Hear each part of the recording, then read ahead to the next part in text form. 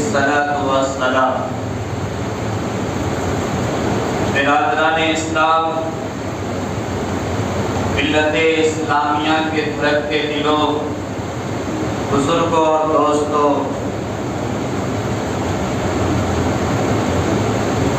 اللہ رب العزت کا بے حد احسان و کرم ہے کہ اللہ تعالیٰ نے ہم سب کو انسان بنایا ہے اور ڈھیر ساری نعمتوں سے اللہ نے ہمیں سرفراز فرمایا۔ انسان کی تعریف اس لیے ہم نے کی ہے کہ ایک انسان ہی ایسی ذات ہے جس کی حفاظت اللہ تعالیٰ نے ہر اعتبار سے کی۔ انسان کے علاوہ اونٹ سے لے کر چیونٹی تک جتنے بھی جانور ہیں، چرند ہے، پرند ہے، کھیت کھلیان ہے، چاند سورج ستارے اور سمندر ہے، ہر چیز کے اندر ہمیشہ تغیر ہوتے رہتا ہے اور اس میں تبدیلی آتی رہتی۔ لیکن اللہ تبارک تعالیٰ نے انسان کو اشرف المخلوقات بنایا۔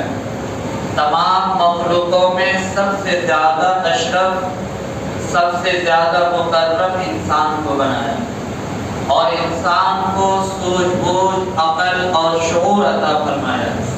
یہ دوسری چیزوں سے انسان کو امتیاز کرتا ہے، الگ کر دیتا ہے اور انسان کی بڑک پن اور انسان کی طاقت اور قوت کا اس سے اندازہ لگتا ہے۔ حالانکہ انسان سے زیادہ قوی اور بھی جانور ہے، لیکن اللہ نے ان سب کو انسان کے لیے مسخر کر دیا۔ آپ نے دیکھا ہوگا اونٹ کو، اونٹ جب غصہ جائے اور کسی کے مغز کو پکڑ لے، دماغ کو پکڑ لے تو وہ چکنا چور کر دے، لیکن اونٹ بھی انسان کے پیچھے پیچھے چلتا رہتا ہے۔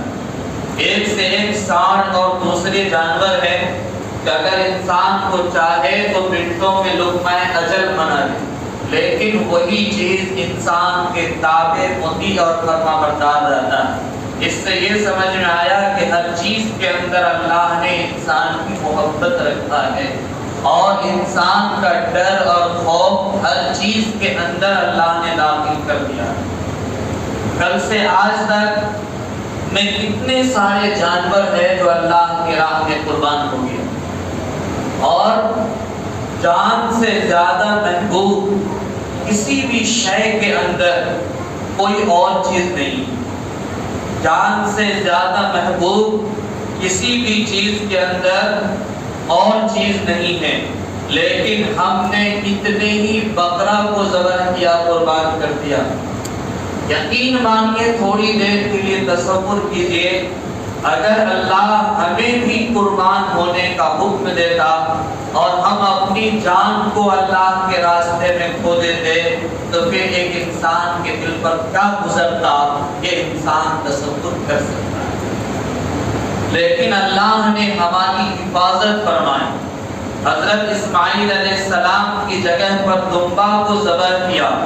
اللہ نے کتنا بڑا احسان کیا حضرت انسان پر، اس لیے انسان کو چاہیے کہ ہمیشہ اللہ کا شکریہ، انسان کو چاہیے اللہ کی عبادت میں اپنے آپ کو پیش کرے، انسان کو چاہیے ہر طرح کے آزمائش سے مقابلہ کر کے اللہ کی عبادت کے لیے کسی بھی چیز سے کم فرمائش نہ کرے۔ اس کو کہتے ہیں یا ایھا الذین آمنوا قوا انفسکم واہلیکم نارا، اے ایمان والو بچاؤ اپنے آپ کو اور اپنے اہل و عیال کو جہنم کی آگ سے۔ یا ایھا الذین آمنوا لا تلہکم اموالکم ولا اولادکم عن ذکر اللہ، اے ایمان والو تمہارا مال، تمہاری جان اللہ کے ذکر کو چھڑا کر تمہیں ہلاکت میں نہ ڈال دے۔ اس سے یہ سمجھ میں آیا کہ ہماری جان اور ہمارا مال، انسان جان کے کے لیے ہی سب کچھ کرتا ہے اور مال کے لیے ہی سب کچھ کرتا ہے۔ یہ جان اور یہ مال دونوں اگر انسان کو ہلاکت کے گڈھے میں ڈال رہا ہے تو انسان کو ہوشیار ہونا چاہیے اور سمجھنا چاہیے اور آنکھوں سے پردہ کو ہٹا دینا چاہیے کہ یہی جان اور یہی مال ہمیں کل ہلاکت کی منہ میں ڈال دے۔ یا ایھا الذین آمنوا لا تلھکم اموالکم ولا اولادکم عن ذکر اللہ، اے ایمان والو تمہارا مال اور تمہاری اولاد اللہ کے ذکر سے چھڑا کر تمہیں ہلاکت میں نہ ڈال دے۔ تو مال بھی ہلاکت کا ذریعہ بن سکتا ہے اور اولاد بھی ہلاکت کا ذریعہ بن سکتی ہے تب جب کہ اس میں پڑھ کر یعنی مال کمانے میں اللہ کی عبادت چھوٹ جائے، اولاد کی آہ و بھکتی میں اللہ کی عبادت چھوٹ جائے، بیوی بچوں میں لگنے کی وجہ سے اللہ کی عبادت چھوٹ جائے، تو صاف طور پر اللہ نے حکم دیا ہے کہ وہی مال اور وہی اولاد بیوی بچے تمہاری ہلاکت کا اسباب تیار کر رہے ہیں۔ کل وہی بیوی بچے جو بیمار ہوتا تھا تو اٹھا کر نہ جانے کیسے کیسے ہاسپٹل میں لے کر جاتے تھے، گاڑیوں کے پیچھے خرچ کرتے تھے، ان کی صحت کے لیے لاکھوں روپیہ خرچ کر دیتے تھے، وہی بیوی بچہ کل جہنم میں لے جانے کا سبب بن جائے گا، کیونکہ انہوں نے آپ کو نماز سے روکے رکھا، اللہ کی عبادت سے روکے رکھا۔ وہ مال جس کو جمع کرنے کے پیچھے، اکٹھا کرنے کے پیچھے ہم نے ساری چیزوں کو قربانی میں ڈال دیا، نہ ہمیں نماز کی فکر، نہ ہمیں اذان کی فکر، نہ قرآن کی فکر، نہ حلال حرام کی فکر، نہ دوسروں کے ساتھ رواداری اور ہمدردی کی فکر۔ اس سے یہ سمجھ میں آیا کہ جس مال کو کما کر ہم بڑی بڑی بلڈنگ بنا رہے ہیں، جس مال کو کما کر کے ہم دنیا کی سہولت کے سارے اسباب اکٹھا کر رہے ہیں، کل یہی مال ہمیں جہنم میں دھکیل دے گا اور ہمیں بچا نہیں پائے۔ یا ایھا الذین آمنوا لا تلھکم اموالکم ولا اولادکم عن ذکر اللہ، اے ایمان والو تمہیں ہلاکت میں نہ ڈال دے تمہارا مال تمہاری اولاد عن ذکر اللہ، اللہ کے ذکر کو چھوڑا کر کے۔ تو یہ سمجھ میں آیا کہ اللہ کے ذکر کو جو چیز چھوڑائے گی، جو اسباب بنے گا، وہی چیز جہنم میں لے جانے کا سبب ہوگا، وہی چیز جہنم میں کل لے جانے کا سبب ہوگا، چاہے وہ مال ہو، چاہے وہ اولاد ہو، چاہے کوئی اور دوسری چیز ہو۔ سب سے زیادہ محبت انسان کو دو چیز سے ہوتی ہے، ایک اولاد سے اور دوسرا مال سے۔ مال اور اولاد سے سب سے زیادہ محبت ہے۔ آدمی ہر جگہ رہ سکتا ہے لیکن بیوی بچہ کو نہیں چھوڑ سکتا۔ بچے بیمار ہو جائے، مصیبت میں ہو جائے تو وہ کام چھوڑ دے گا، رات کی نیند کو چھوڑ دے گا، وہ کہیں باہر رہے وہاں سے سفر کر کے آ جائے۔ آدمی کے پاس پیسہ نہ ہو، گھر میں کھانے کے لیے، کفالت کے لیے ان کے پاس ذریعہ نہ ہو تو وہ گھر چھوڑ کر، گاؤں چھوڑ کر، شہر چھوڑ کر بدیش بھی چلا جائے۔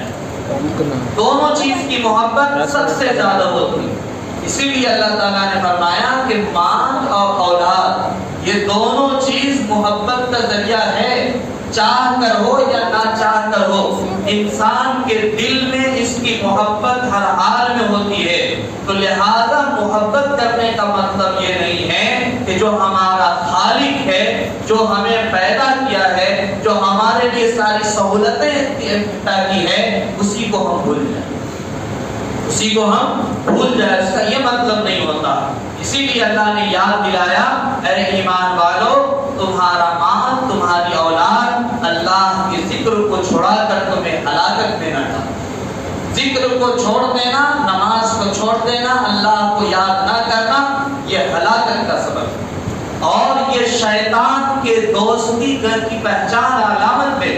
اللہ تعالیٰ نے قرآن میں فرمایا وَمَن يَعْشُ عَن ذِكْرِ الرَّحْمَنِ نُقَيِّضْ لَهُ شَيْطَانًا فَهُوَ لَهُ قَرِينٌ۔ جب بندہ رحمان کے ذکر کو چھوڑ دیتا ہے، نماز نہیں پڑھتا، اللہ کو یاد نہیں کرتا، تو شیطان کو اس کے اوپر مسلط کر دیا جاتا ہے۔ فَهُوَ لَهُ قَرِينٌ، تو شیطان اس کے دل میں جا کر بس جاتا ہے، وہ اتنا قریب ہو جاتا ہے، اتنا قریب ہو جاتا ہے کہ ان کا ذہن شیطان کے مطابق چلنے لگتا ہے۔ اب یہ سمجھ میں آیا کہ ان کو وہ خود نہیں چلا رہا ہے بلکہ ان کو شیطان چلا رہا ہے، ان کو سارے کام شیطان کروا رہا ہے۔ اب نماز سے نفرت، قرآن سے نفرت، جماعت سے نفرت، مسجد سے نفرت، مدرسہ سے نفرت، اللہ کے کلام سے نفرت، حلال سے نفرت، ہر طرح کی جو اللہ کا حکم ہے ان تمام چیزوں سے نفرت دل میں پیدا کرنے والا یہ شیطان ہے۔ اور جو شیطان کے نقش قدم پر چلے گا تو اللہ نے قسم کھا کر کے کہا تھا کہ شیطان نے اللہ سے وعدہ کیا تھا کہ قیامت کی صبح تک تیرے ایک ایک بندہ کو میں اٹھاؤں گا اور اس کو جہنم کے راستے میں لے کر کے جاؤں گا۔ اللہ نے قسم کھا کر کے کہا تھا کہ ہاں تمہیں مہلت ہے، موت تک، جب تک آدمی کی روح نہیں نکل جاتی اس وقت تک تمہیں مہلت دے دیا گیا ہے، لیکن ہاں میرا جو بندہ ہے جو متقی پرہیزگار ہوگا وہ تیرا کبھی نہیں سنے گا، اور جو تیرا سنے گا وہ میرا کبھی نہیں ہوگا۔ پھر میں ان سے اور تم سے جہنم کو بھر دوں گا، وہ جہنم کہ جس کے اندر کچھ بھی سما دیا جائے وہ بھرنے والی نہیں ہے۔ ساری جہنمیوں کو، 99 گنا انسانوں کو جہنم میں ڈال دیا جائے گا آدم علیہ السلام سے لے کر اب تک، کیونکہ 2 حصہ میں ان کو بانٹا جائے گا امتی کو۔ اتنی بڑی تعداد جہنم میں ہوگی جو خواہش نفس کے مطابق زندگی گزارتی ہے۔ ایسے انسانوں کو جہنم میں ڈالنے کے باوجود جہنم کہے کہ حل من مزید، اے اللہ اور بھی ہے تو میرے اندر ڈال دیں۔ پیٹ نہیں بھرنے والی جہنم، جہنم کہے کہ حل من مزید، اور بھی ہے تو میرے اندر ڈال دیجئے۔ اللہ تعالیٰ جہنم کی پیٹ کو بھرنے کے لیے، اس کو تسلی دینے کے لیے اپنے پاؤں کو جہنم میں رکھ دیں۔ اللہ تعالیٰ اپنے پاؤں مبارک کو اس میں رکھ دیں گے جہنم کے اندر، تب جہنم جا کر ڈر جائے گی اور چلانا بند کر دیں۔ جہنم کتنی خوفناک جگہ ہے، جہنم کتنا خطرناک جگہ ہے آپ سب کو معلوم، بار بار آپ سنتے آتے ہیں۔ اس لیے جہنم سے بچنے کا جو اسباب ہے وہ اللہ کی عبادت ہے، اعمال صالحہ۔ الا الذین آمنوا وعملوا الصالحات، جو اللہ پر، رسول اللہ پر ایمان لائے گا اور نیک عمل کرتا رہے گا، وعملوا الصالحات، نیک عمل کو کرتا رہے گا، وتواصوا بالحق، حق بات کی وصیت دوسروں کو کرے گا، وتواصوا بالصبر، حق بات کی وصیت کرنے میں اگر کوئی تکلیف پہنچے، صدمہ پہنچے تو اس پر وہ صبر کرے گا تو اللہ تعالیٰ اس کے لیے دنیا سے 10 گنی بڑی جنت تیار کرے گا۔ جس جنت میں ہریالی ہے، جس جنت میں ساری نعمتیں ہیں، جس نعمت کے بارے میں انسان تصور بھی نہیں کر سکتا۔ علی سرر موضونہ متکئین علیہا متقابلین، اللہ تعالیٰ فرماتے ہیں ان کے لیے جو ہم نے تخت تیار کیا ہے آرام کرنے کے لیے، ٹیک لگانے کے لیے، وہ سونا سے بنا ہوا چارپائی، وہ سونا سے بنا ہوا چارپائی ہے۔ اور جنت میں کوئی ایک دوسرے کے پیچھے نہیں بیٹھے گا، سب ایک دوسرے کے سامنے رہے، ایک دوسرے سے بات کرے گا۔ جہنم کے اندر لفظ و بات کسی طرح کی نہیں ہوگی، کوئی لفظیات بات نہیں ہوگی۔ اللہ تبارک تعالیٰ وہاں پر صرف سلامتی ہی سلامتی کی آواز زبان سے جاری کریں گے، جو بھی آئیں گے السلام علیکم، ادھر سے آئیں گے السلام علیکم، ہر طرف سلامتی ہی سلامتی کی آواز آئے گی اور سلامتی ہی کی دعا دیں گے۔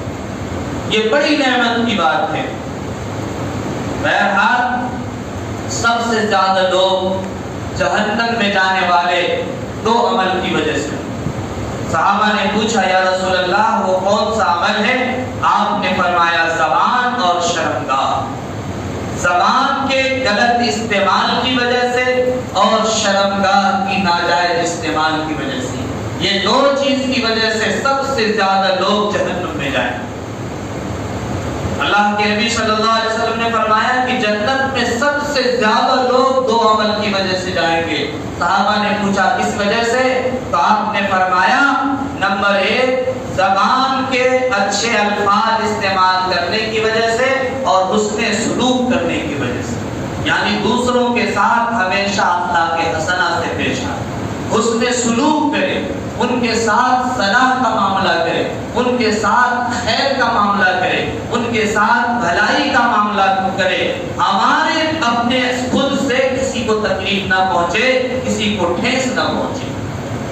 آج انسان لغویات میں زیادہ لگے رہتے ہیں، زبان سے کلمہ کی آواز آنی چاہیے، زبان سے تسبیح کی آواز آنی چاہیے، زبان سے اللہ کا کلام کی آواز آنا چاہیے، لیکن جہاں بیٹھیں گے وہاں لغویات، جہاں بیٹھیں گے وہاں دنیا کی مشورہ، جہاں بیٹھیں گے وہاں دنیا کے میٹنگ۔ حضرت موسیٰ علیہ السلام کے سامنے ایک شخص آیا اور انہوں نے کہا کہ ہمارے بھائی کو قتل کر دیا ہے اور اس کو مٹی میں دفن کر دیا، کیسے پتا چلے گا کہ اس کا قاتل کون ہے؟ اس کا قاتل کون ہے کیسے پتا چلے گا؟ تو موسیٰ علیہ السلام نے اللہ تعالیٰ سے پوچھا کہ اللہ اس طرح کا معاملہ پیش آیا ہے، آخر قاتل کا کیسے پتا چلے؟ تو اللہ تعالیٰ نے حکم دیا کہ ان سے کہو ایک بقرہ ذبح کرنے کے لیے، بڑی کاف سے بقرہ ذبح کرے وہ، اور ذبح کرنے کے بعد اس کے گوشت کو اس کے قبر پر باندھ دے، وہ آدمی آواز دے کر کے کہہ دے گا اور قاتل کا پتہ بتا دے گا کون قاتل۔ تو موسیٰ علیہ السلام نے جب کہا، انہوں نے کہا اتتخذنا ہزوا، کیا آپ ہمارے ساتھ مذاق کر رہے ہیں؟ کن سے کہہ رہے ہیں؟ وقت کے پیغمبر حضرت موسیٰ علیہ السلام کہتے ہیں کیا آپ ہم سے مذاق کر رہے ہیں؟ اتتخذنا ہزوا۔ موسیٰ علیہ السلام نے کہا قال اعوذ باللہ ان اکون من الجاہلین، اگر میں بھی تم سے مذاق کرنے لگوں تو اللہ کی پناہ میں تو جاہلوں میں سے ہو جاؤں گا، میں تو جاہلوں میں سے ہو جاؤں گا۔ جو لوگ مجلس اکٹھا کرتے ہیں دوسروں کو ہنسانے کے، جو لوگ مفہوم اور مضمون اپنے آپ سے پیدا کرتے ہیں، بناتے ہیں دوسروں کو مجلس سجانے کے لیے اور ہنسانے کے لیے، ایسے آدمی کے لیے یہ واقعہ عبرت ہے اور سبق ہے، کیونکہ جاہل آدمی کی پہچان ہے اٹھ پٹانگ بولنا، جاہل آدمی کی پہچان ہے بغیر دلیل کا بولنا، جاہل آدمی کی پہچان ہے بغیر ثبوت کا بولنا، جاہل آدمی کی پہچان ہے جو من میں آئے سو بولنا۔ عقل مند اور متقی آدمی کی پہچان یہ ہے کہ وہ کم بولیں گے اور جب بولیں گے تو حق بات بولیں گے، جب بولیں گے تو حق بات بولیں گے۔